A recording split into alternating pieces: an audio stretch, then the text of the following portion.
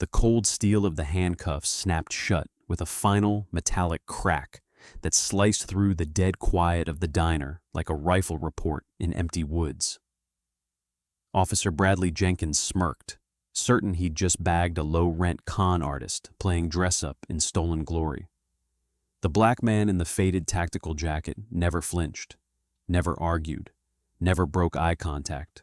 He simply sat there with the absolute stillness of a predator waiting for the trap to spring. Jenkins thought he was unmasking a fraud. He had no idea his next radio call would jolt a 4-star admiral awake inside the Pentagon. Crestwood, Virginia, was the kind of place where nothing of global consequence was supposed to happen, and the locals preferred it that way. A quiet suburban bubble tucked just far enough outside Washington, D.C. to dodge the political smog, yet close enough that the occasional military transport still carved white scars across the autumn sky. For Aiden Michael, Crestwood was meant to be sanctuary. He sat alone in the back corner booth of Miller's Family Diner, a fading roadside landmark that smelled permanently of burnt coffee, maple syrup, and cracked vinyl. At 38, Aiden carried a physical stillness that made people uneasy without knowing why. He wasn't cartoon huge, but his frame was dense, functional muscle forged in the freezing Pacific off Coronado and the knife-edge ridgelines of the Hindu Kush. Senior Chief Petty Officer, United States Navy, assigned to the Naval Special Warfare Development Group, what the public still called SEAL Team 6. Today, he was just a tired man trying to finish a plate of eggs. 72 hours earlier, he'd stepped off a C-17 after a brutal, highly classified kinetic op in the Horn of Africa. The mission had cost him sleep, a little blood, and nearly the life of one of his closest brothers. He was on mandatory 3-week decompression leave.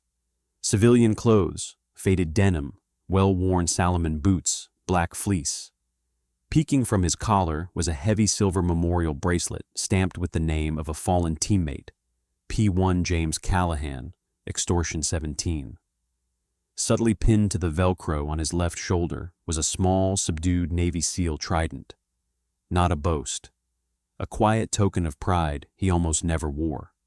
A gift from Jimmy's widow. The diner bell chimed. A gust of crisp October air rolled in with Officer Bradley Jenkins. Jenkins was 28, thick through the chest, and wore his Crestwood Police Department uniform like body armor. He moved with deliberate swagger, thumbs hooked in his duty belt, eyes sweeping the room as if he were clearing houses in Fallujah instead of a suburban diner full of retirees and pancakes. He carried a chip on his shoulder the size of an anvil. 8 years earlier, he'd washed out of Marine Corps boot camp at San Diego in week 3, citing a vague knee injury he still mentioned to anyone who'd listen. To fill the hole left by that aborted career, Jenkins had built himself a hyper-aggressive tactical persona. Weekends at the range, nights moderating an online forum dedicated to hunting stolen Valor fakes who wore military gear for free meals and internet clout. He greeted the waitress, Betty, with a practiced, over-familiar smile. "Morning, Betty. Just the usual. Black coffee. Gotta stay sharp." "Sure thing, Brad," she poured. As Jenkins turned, his gaze locked on the back booth. A black man eating alone. Then the eyes zoomed in, the subdued trident on the fleece, the thick memorial bracelet catching the light. A self-righteous heat flared in Jenkins's chest. In his mind, real SEALs looked a certain way, Hollywood way. Blonde, blue-eyed, linebacker builds, loud war stories at the bar. This quiet, unassuming man didn't fit the narrow cinematic mold. Jenkins's bias, a toxic cocktail of racial profiling and his own deep military inadequacy, painted a target on Aiden's back. "Look at this guy," he thought, jaw tightening. Probably bought that patch at a surplus store for a free Veterans Day meal. He didn't head back to his cruiser.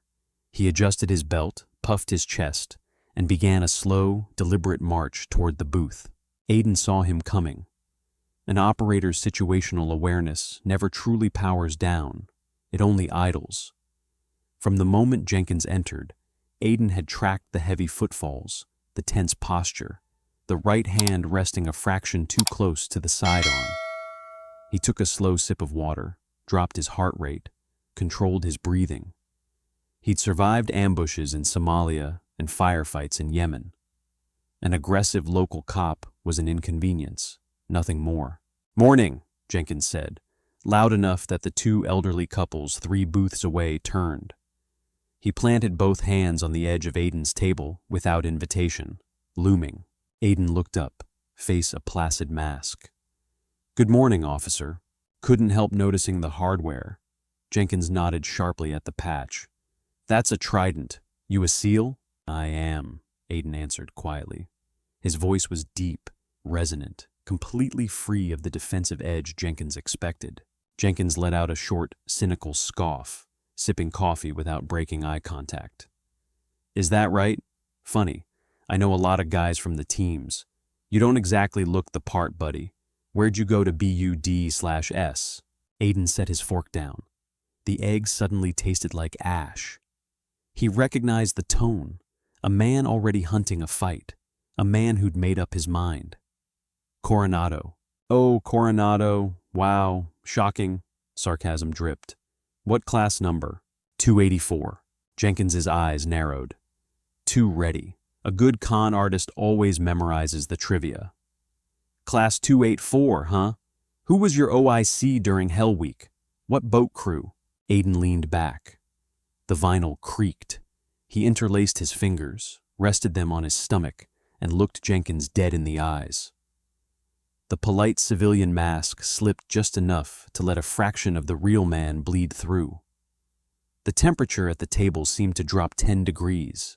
"Officer," Aiden said, voice dropping an octave into the lethal calm of a man who made life-and-death decisions for a living. "I'm on leave. I'm trying to finish my breakfast. With all due respect, I don't feel the need to sit here and pass a pop quiz to justify the clothes on my back." A sudden, inexplicable shiver ran down Jenkins's spine. His ego crushed it. The refusal was all the proof he needed. "You don't feel the need?" he sneered, stepping back, thumbs in his belt. "Well, I feel the need. There's a federal law called the Stolen Valor Act. Maybe you've heard of it. Crime to impersonate a member of the armed forces for tangible benefits. Like, say, a military discount on a plate of eggs." "I paid full price," Aiden said, nodding at the receipt. "Left a 20% tip. Are we done?" "No, we're not done." Jenkins's voice rose so the whole diner could hear. "I want to see some ID. Show me your CAC card. Right now." Silence crashed over Miller's. Silverware stopped. Gossip died. The grill hissed into emptiness. Betty froze mid-pour, coffee pot hovering. Every eye locked on the back booth where the local patrolman loomed over the quiet stranger. Aiden Michael never broke eye contact. He ran the threat assessment the way he'd been trained. Armed, agitated, insecure. Escalation matrix. Verbal non-compliance leading to physical. Objective. De-escalate without surrendering constitutional rights. "Officer," he said, tone steady, as if explaining arithmetic to a slow child.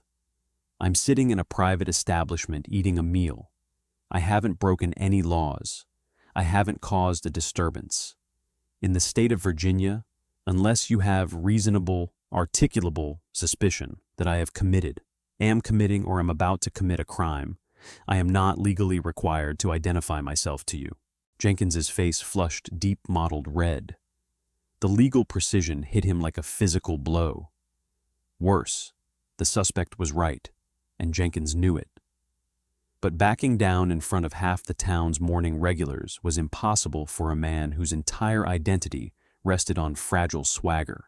"I have reasonable suspicion," he barked, hand dropping to the butt of his taser. "You're impersonating a decorated military officer, wearing a special warfare insignia you didn't earn. That's fraud. Stand up and show me your military ID, or I will detain you for failure to identify and obstructing a police investigation." Aiden sighed. a small, weary sound. He reached slowly toward his front pocket. "Keep your hands where I can see them," Jenkins shouted, stepping back, unsnapping the retention strap on his holster. Aiden froze instantly, palms open and flat on the table, moving with deliberate, exaggerated slowness. "My wallet is in my front left pocket. I am pulling it out. I do not have a weapon on me." Using only thumb and forefinger, he slid a worn leather wallet onto the table, flipped it open, and pushed the Virginia driver's license across. "Aiden Michael, that's who I am." Jenkins snatched the card, glared at it, glared at Aiden. "Where's your CAC card? Your common access card? If you're active duty SEAL team, you have a DODID. "I do," Aiden replied. "And, per Department of Defense regulations, I am not required to show my federal military identification to local law enforcement unless it pertains to a military investigation or a traffic stop where it is my primary form of ID. You have my state license. You know who I am." The truth was more complicated. As an active operator in a classified tier of JSOC, Aiden's standard military records were ghosted. A local cop running his name through NCIC or a public DOD portal would get either nothing or a low-level logistics clerk at some random naval yard. Showing the real, highly specialized ID would only confuse the arrogant cop further and risk operational security Aiden was sworn to protect. "You're a liar," Jenkins spat, tossing the license back. It clattered against the salt shaker. "You read a few Wikipedia pages and bought a patch online. I know guys in the teams. I know what they look like, how they talk. You're just a street hustler trying to look tough." Heat built in Aiden's chest, combat adrenaline trying to flood the system. The sheer disrespect, the racial undertone of "you don't look the part." It would have sent a lesser man over the edge. SEAL Team 6 does not select men who lose control of their emotions. They select men who weaponize them. Aiden remained seated. "Are you detaining me, Officer Jenkins?" Yeah, I am. Stand up, hands behind your back." "On what charge?" "Suspicion of fraud, impersonating military personnel, and now disorderly conduct for causing a public disturbance." "You are the one shouting, officer," Aiden pointed out calmly. "Stand up!" Jenkins roared, reaching across the table and clamping onto Aiden's left bicep, intending to haul him out. In a fraction of a second, Aiden's muscle memory mapped the entire kinetic path. Seize the wrist, joint lock, shatter the elbow, pin the man to the floor before he could draw breath. Brilliant, clean, final. Instead, Aiden simply went limp. Zero resistance. He allowed Jenkins to awkwardly drag him to his feet. He stood, towering over the officer by a solid 2 inches. Jenkins spun him, slammed his chest against the table edge. Coffee mugs rattled. Betty gasped. "Hands behind your back," Jenkins ordered, breath heavy with adrenaline, unclipping the cuffs. Aiden complied smoothly. The cold steel clicked shut, ratcheting tight against his skin. He didn't flinch. He stared straight ahead at the diner wall, expression neutral. "You're making a colossal mistake, officer," he said, voice barely a whisper, meant only for Jenkins. "I strongly suggest you call your watch commander before you walk me out that door." "Shut your mouth," Jenkins hissed in his ear. "I'm the one who decides who makes mistakes in this town. Let's go, hero." He shoved Aiden forward, marching him past the stunned patrons. Aiden kept his head high, ignoring the whispers and stares. Outside in the bright autumn sunlight, Jenkins slammed him against the cruiser, aggressively patted him down, found nothing but keys and a sleek, unmarked black smartphone that felt heavier than any standard iPhone. "Get in." He pushed Aiden's head down into the hard plastic back seat. The door slammed, sealing him in silence. Aiden shifted, finding a comfortable position, despite the cuffs biting his wrists. Through the wire mesh, he watched Jenkins strut around to the driver's seat, looking incredibly pleased with himself. The engine roared. The cruiser pulled away. Aiden closed his eyes, took one deep breath, and began calculating the next move.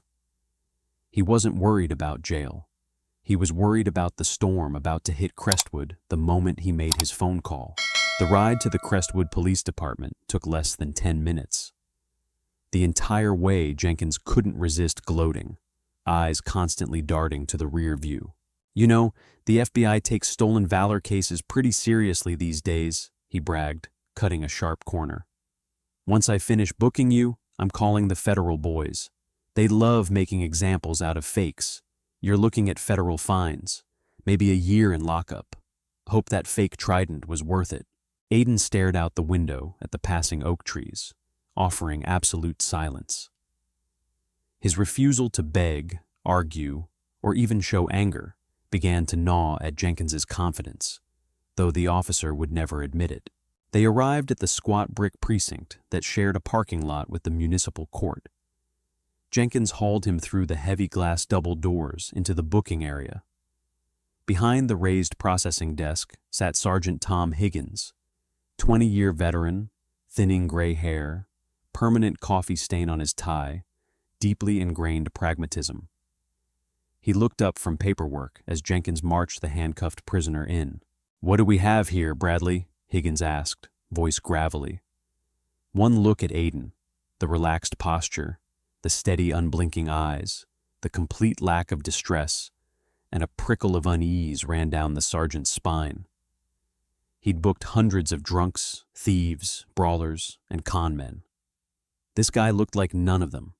He looked like a coiled spring. "Got a stolen valor case, Sarge," Jenkins announced proudly, shoving Aiden toward the counter. "Caught him over at Miller's, wearing a seal trident, claiming he's active duty. Refused to provide military ID, started getting hostile, so I brought him in for disorderly and fraud." Higgins frowned. "Disorderly at Miller's? Did he hit somebody?" "He was causing a public disturbance." Jenkins deflected quickly. "Refusing lawful orders." Higgins peered over his reading glasses at Aiden. "That true, son?" "I was eating breakfast, Sergeant," Aiden replied evenly. "Your officer approached me, demanded identification without probable cause, and arrested me when I pointed out the law." Higgins shot a sharp glare at Jenkins. "Brad, tell me you didn't arrest a guy just for wearing a patch." "It's federal fraud, Tom," Jenkins insisted, voice rising. "I searched his wallet. No CAC card, no VA card, nothing. He's a ghost. Let's process him." Jenkins uncuffed Aiden's right hand and shackled the left to the metal rail. Aiden silently placed his items on the counter. Wallet, keys, the heavy black smartphone.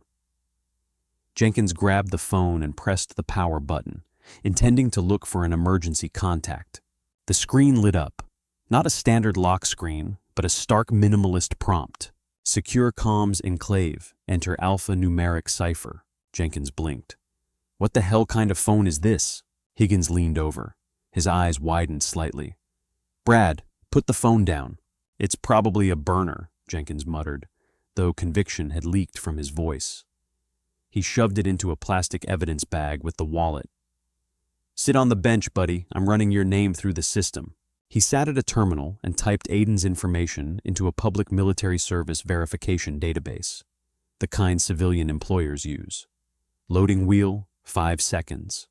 Red box, no record found. Triumphant smile. He spun in the chair. Boom, nothing. No Aiden Michael in the Navy. "You're cooked, pal." Higgins sighed, rubbing his temples. "Put him in cell 2 while I review the paperwork, Brad. I'm not signing off on these charges until I look at the stolen valor statutes myself." Jenkins marched Aiden down the short, sterile hallway and locked him inside, holding cell 2, a 6x8 concrete box with a metal bench and stainless steel toilet. The heavy barred door clanged shut. "Get comfortable," Jenkins sneered through the bars. "You're going to be here a while." Aiden stood in the center of the cell. He didn't sit. He looked through the bars at Jenkins. "I am legally entitled to 1 phone call upon booking. I want it now." Jenkins laughed. "Who you gonna call? Your commanding officer?" "Oh, wait, he doesn't exist." "My phone call, Officer Jenkins. Or are you planning on violating my civil rights a second time today?" Jenkins's smile faltered. He hated the way the man spoke, too precise, too authoritative. "Fine, come here." He grabbed a cordless phone from the wall mount and shoved it through the bars. "Dial, let's hear it." Aiden took the phone. He didn't dial a local attorney or a bail bondsman. He dialed a memorized 202 area code number, a direct, unlisted line deep inside the Pentagon's E-ring. It rang exactly twice. "Directorate," a crisp, professional female voice. "This is Echo 7, Aiden said. The tone of his voice shifted instantly from civilian to military operator, sharp, clipped, devoid of emotion. "Authentication code, Whiskey Tango Niner Actual. I need to speak to the old man." Jenkins leaned against the bars, rolling his eyes, convinced he was watching a theatrical performance. Whiskey Tango Niner. What a joke. On the other end, the female voice dropped its receptionist tone. "Authenticating. Identity confirmed. Hold for Admiral Croft, Senior Chief. Stand by." A click. 3 seconds of dead air. Then a gruff, gravelly voice. "Rear Admiral Thomas Croft, Commander of Naval Special Warfare Command. Aiden, you're supposed to be on leave. I explicitly ordered you to go fishing and stop thinking about work. Why are you calling me on a secure line?" "Apologies, sir," Aiden said, eyes locked on Jenkins, who was still smirking outside the cell. "I've run into a slight logistical issue. I am currently detained in a holding cell at the Crestwood Police Department in Virginia." Heavy pause. "Detained. Did you break someone's jaw in a bar?" "Aiden, tell me you didn't kill a civilian." "Negative, sir. No physical altercation. A local patrol officer took issue with the trident on my jacket at a diner. Arrested me for stolen valor and disorderly conduct. My comms device and identification have been confiscated." Another pause, this one colder. "A local beat cop arrested a Tier 1 operator for stolen valor." "That is correct, sir." "Has he compromised your operational identity?" "No, sir. I refuse to provide my DOD credentials to unclear local law enforcement. He ran my name through a civilian portal, found my ghosted record, and believes I'm a fraud." Admiral Croft let out a breath that sounded like a slow-burning fuse. "Give me the arresting officer's name." "Officer Bradley Jenkins, sir." "All right, Aiden. Sit tight. Do not engage. Do not escalate. I am going to make a phone call. By the time I'm done, this town's police chief is going to need a change of trousers." The line went dead. Aiden handed the phone back through the bars. "Who was that?" Jenkins mocked, hanging it up. "Your lawyer? Your mom?" "Just a friend," Aiden said, finally sitting on the cold metal bench, arms crossed. "I'd stay close to the desk, officer. Your phone is about to ring." Less than 2 minutes later, out in the booking area, Sergeant Higgins was staring at the main switchboard. The primary line flashed red, priority emergency routing. But what turned Higgins's blood to ice was the caller ID scrolling across the digital display. U.S. Department of Defense, secure routing, Pentagon Command Center. Higgins swallowed hard. He slowly picked up the receiver. "Crestwood Police Department, Sergeant Higgins speaking." "Sergeant Higgins." The voice boomed through the receiver with the weight of a falling mountain. "This is Rear Admiral Thomas Croft, United States Navy. You have a man in your holding cell named Aiden Michael. I strongly suggest you listen very carefully to what I am about to say next." Sergeant Tom Higgins had taken calls from angry mayors, frantic hostages, and barricaded gunmen in 2 decades of law enforcement. The voice currently resonating through his desk phone carried a terrifying icy gravity that made the hair on his arms stand up. It was the voice of a man who moved armies. "Sergeant Higgins," Admiral Croft repeated, words clipping with military precision. "I want to be absolutely certain you comprehend the magnitude of the situation currently unfolding in your precinct. The man sitting in your holding cell is not a civilian. He is not a fraud. He is a senior chief petty officer assigned to the Naval Special Warfare Development Group, and he holds a top-secret/sensitive compartmented information clearance. You are currently detaining a Tier 1 federal asset. Higgins swallowed, throat suddenly bone dry. He looked down the hallway toward the holding cells, then back at the computer screen where Jenkins had left the "no record found" error blinking in red. "Admiral, sir," Higgins stammered, fighting to keep his voice steady. "My officer stated the suspect, the senior chief, failed to produce a Department of Defense identification card, and his name didn't flag in the service verification portal." A short, sharp exhale of absolute disdain. "Sergeant, do you honestly believe the Department of Defense puts the personal data of our most lethal covert operators on a public web portal accessible to any suburban beat cop with a Wi-Fi connection?" Higgins closed his eyes. "Oh, Jesus. No, sir. I suppose not. Senior Chief Michael's personnel file is ghosted, Sergeant," Croft explained, tone dropping to a dangerous register. "His identity is strictly compartmentalized to protect him, his family, and national security.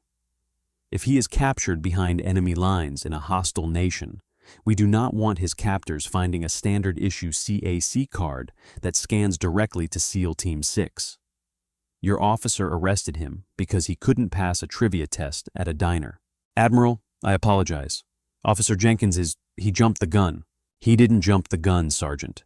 He racially profiled a decorated combat veteran who didn't fit his narrow cinematic idea of what a Navy SEAL looks like.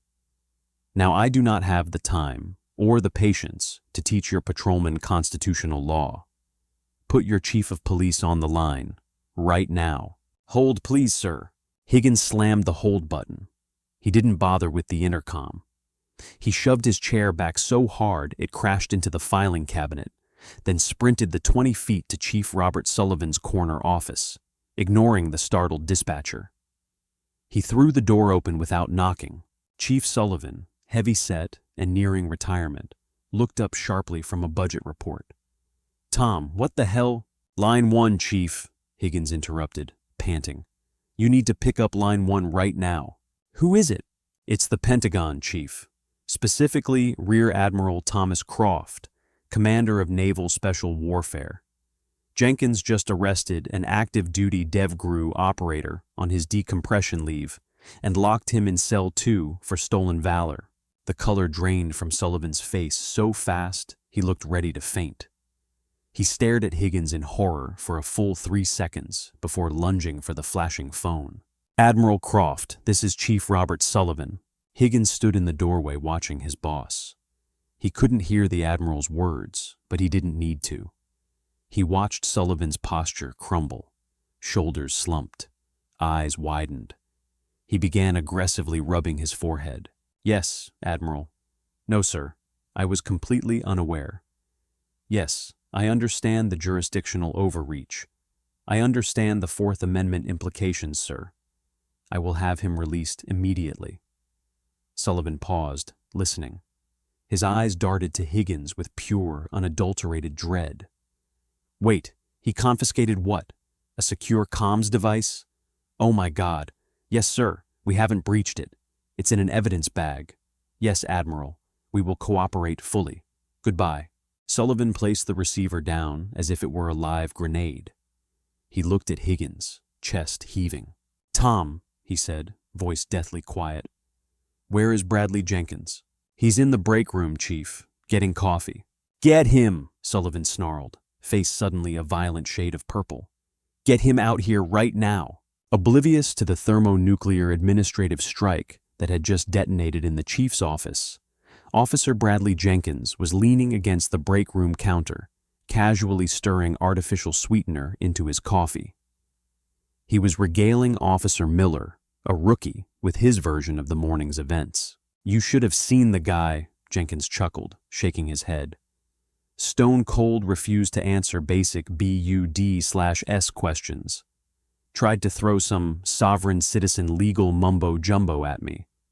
I cuffed him right in front of the morning crowd at Miller's. Feds are gonna love this one." "Are you sure he's a fake, Brad?" the rookie asked nervously.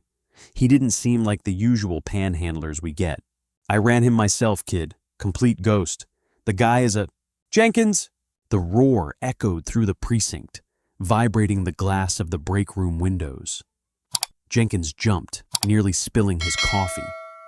He stepped into the hallway to find Chief Sullivan storming toward him with a speed and fury Jenkins had never seen from the older man. Sergeant Higgins was 2 steps behind, carrying a plastic evidence bag. Jenkins straightened, adopting his usual confident swagger. "Hey, Chief, just processing a stolen Valor bust I made over at—" "Shut your mouth!" Sullivan barked, stepping so close his nose was inches from Jenkins's chin.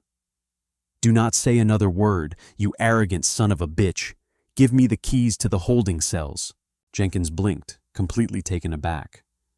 "Chief, what's going on? The guy is a fraud. I checked the—" "You checked a civilian HR portal, you idiot!" Sullivan exploded, spit flying.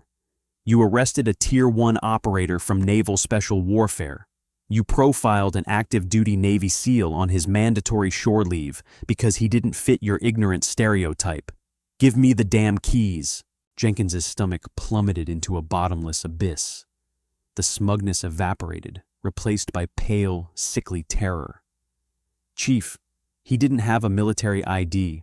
I asked for his CAC." "He's DevGru, Brad," Higgins interjected, holding up the evidence bag containing Aiden's wallet and the black smartphone. "His records are classified, but that's not even the worst part. What did you do with this phone?" Jenkins stared at the black device through the plastic. His mouth felt stuffed with cotton. I just pressed the power button to see if there was an emergency contact. It asked for a cipher, so I turned it back off." Sullivan closed his eyes and let out a sound that was half groan, half sob. "You pressed the power button?" "Yes, sir, just once." Before Sullivan could scream again, the heavy glass double doors of the precinct hissed open. 2 men moved through the quiet lobby with unmistakable tactical purpose. Dark, sharply tailored suits, earpieces, the same cold, predatory stillness Aiden had shown in the diner. Special agents with the Naval Criminal Investigative Service, attached to the Joint Terrorism Task Force. The lead agent, tall and broad-shouldered with close-cropped graying hair, flashed a gold badge at the dispatch window without slowing. He walked straight toward Chief Sullivan, eyes locking onto the plastic evidence bag in Higgins's hand. "Chief Sullivan?" It wasn't a question. It was a demand for confirmation. "Special Agent Vance, NCIS. We received a Class A tamper alert on a JSOC encrypted communications device pinging inside this building. Which one of your officers attempted to access the terminal?" Jenkins felt his knees turn to water. The room started to spin. The encrypted phone Aiden carried wasn't just a cell phone. It was a localized node for the Department of Defense's secure comms enclave. When Jenkins had pressed the power button without inputting the correct biometric and alphanumeric cipher within 3 seconds, the device had automatically assumed it was in hostile hands.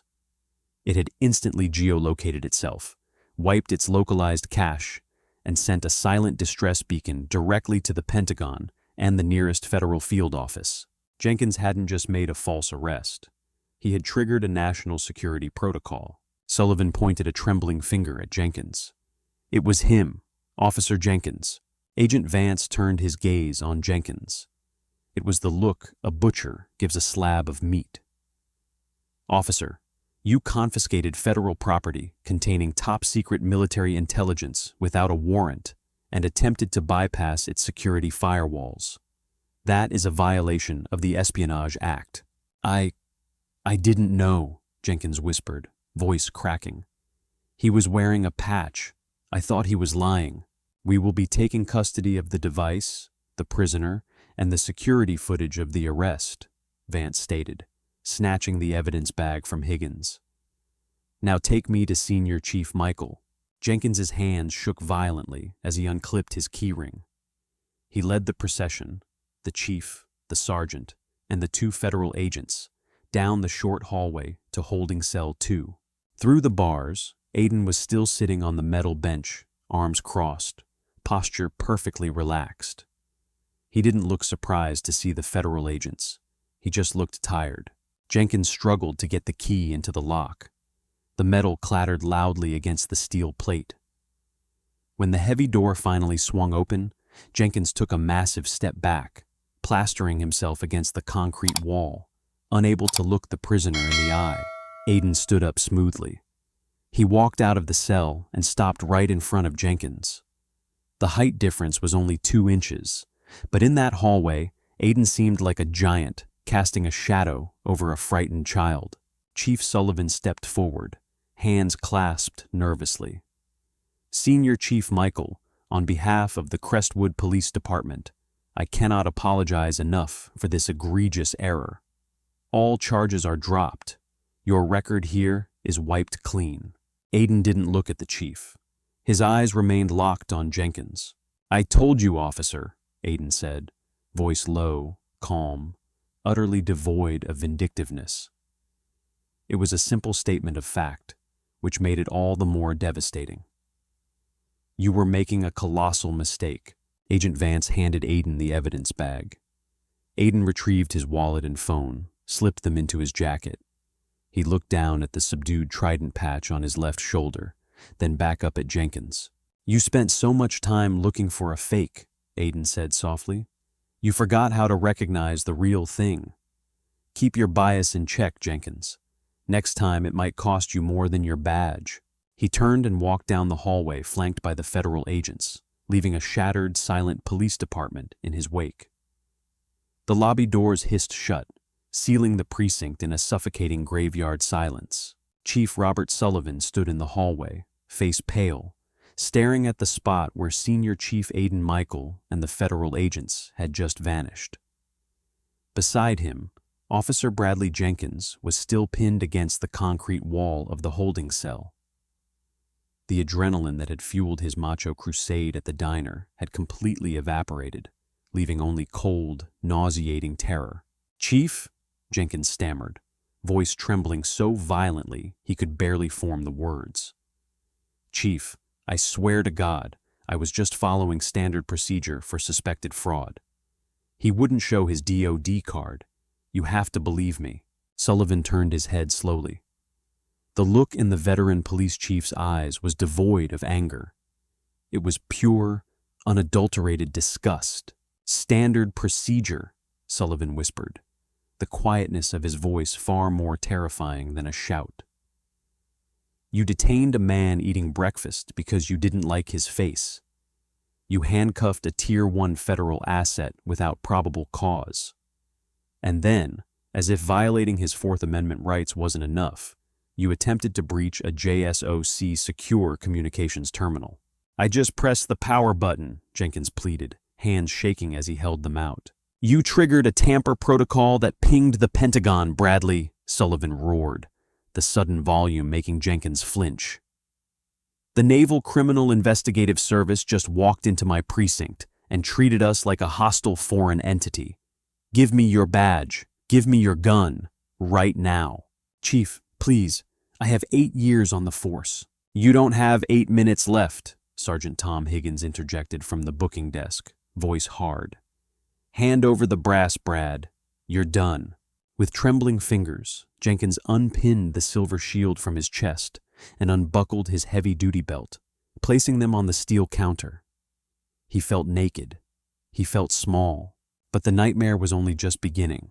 While Jenkins assumed he would simply face a departmental suspension and a stern reprimand, he severely underestimated the reach of the federal government when one of their elite assets is compromised.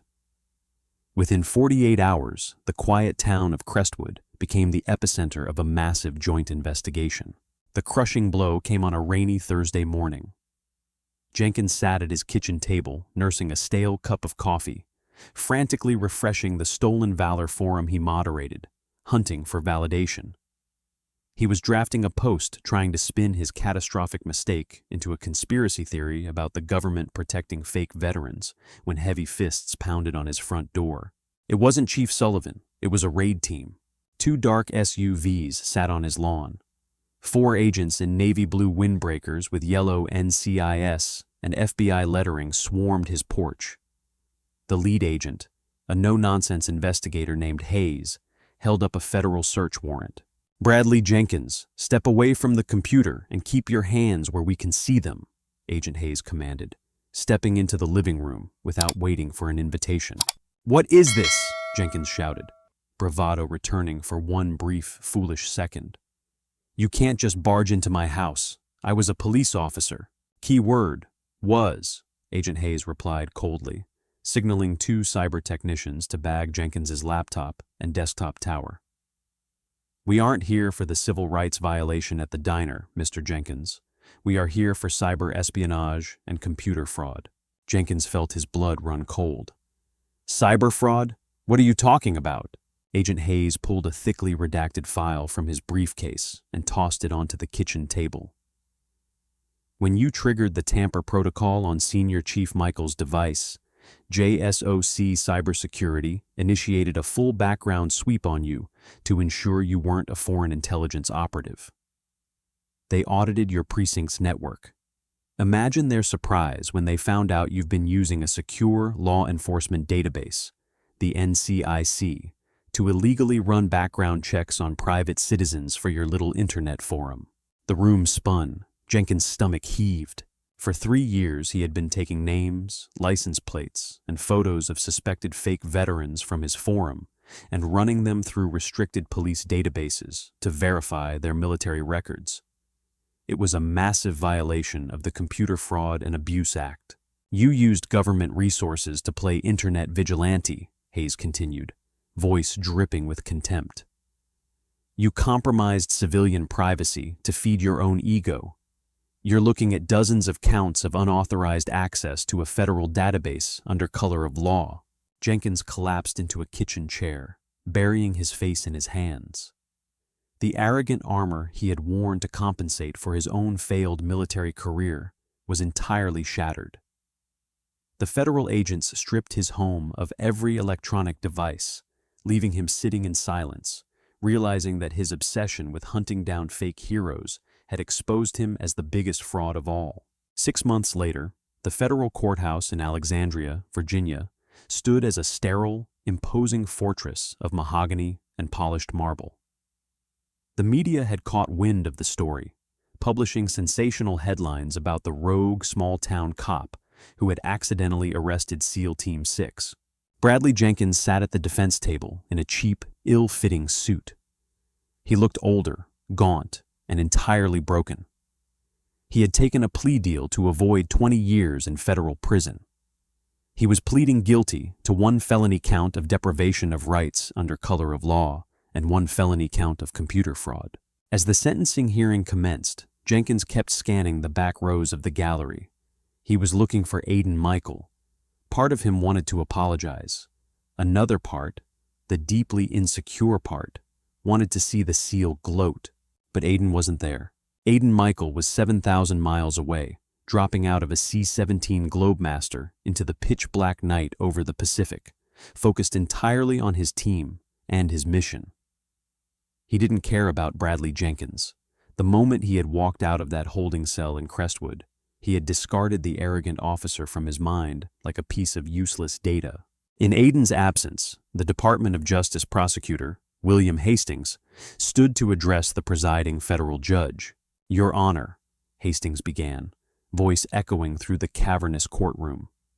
"The defendant, Bradley Jenkins, abused his authority and broke the law not out of a desire to protect the public, but to stroke his own fragile ego. He targeted a highly decorated active-duty combat veteran simply because Senior Chief Michael, a black man wearing civilian clothes and eating quietly at a diner, didn't match the defendant's prejudiced, Hollywood-manufactured idea of what an elite warrior looks like." Hastings walked over to the evidence table and picked up a heavy silver bracelet, an exact replica of the memorial band Aiden had worn that day. "Senior Chief Michael could not be here today, as he is currently deployed in defense of this nation. However, his commanding officer, Rear Admiral Thomas Croft, submitted a sworn affidavit for the court's consideration." Hastings unfolded a piece of heavy cream-colored parchment bearing the official seal of Naval Special Warfare Command. He cleared his throat and read aloud. "The trident is not a fashion statement, nor is it a prop to command respect from strangers. It is a heavy burden earned through unimaginable suffering, worn by men who operate in the shadows so that our citizens may live in the light. Men like Senior Chief Michael do not boast. They do not demand recognition. They embody the ethos of the quiet professional. Mr. Jenkins possesses a badge, but he entirely lacks honor. By attempting to publicly humiliate a man he deemed inferior, Mr. Jenkins has only humiliated himself. We do not seek vengeance against him. His own actions have already condemned him to the obscurity he deserves. Jenkins squeezed his eyes shut as a tear of profound, inescapable shame leaked out. The judge showed no mercy. She permanently revoked Jenkins's law enforcement certification, barring him from ever holding a badge, carrying a firearm, or working in security for the rest of his life. She sentenced him to 3 years in federal prison, followed by 5 years of heavily monitored probation. As the U.S. Marshals ordered Jenkins to stand and placed him in handcuffs, the cold steel biting into his wrists just as it had bitten into Aiden's, the ultimate irony washed over him. He was being led out of a room in shackles, publicly disgraced, stripped of his identity and his freedom. Meanwhile, thousands of miles away, the man he had tried to destroy was moving silently through the dark, wearing a subdued golden trident on his shoulder. Aiden Michael demanded no applause, sought no revenge, and needed no validation. He was the real deal, an immovable object of discipline and lethal grace. Jenkins had spent his life trying to project strength, completely failing to realize that true power never has to raise its voice. The story of Aiden Michael and Bradley Jenkins is a powerful reminder that true strength doesn't roar, it whispers. The quiet professional doesn't need to brag, show off, or demand respect, because his character speaks for itself. Arrogance and prejudice will always eventually collapse under the weight of true discipline. Jenkins let his ego blind him, and it cost him absolutely everything.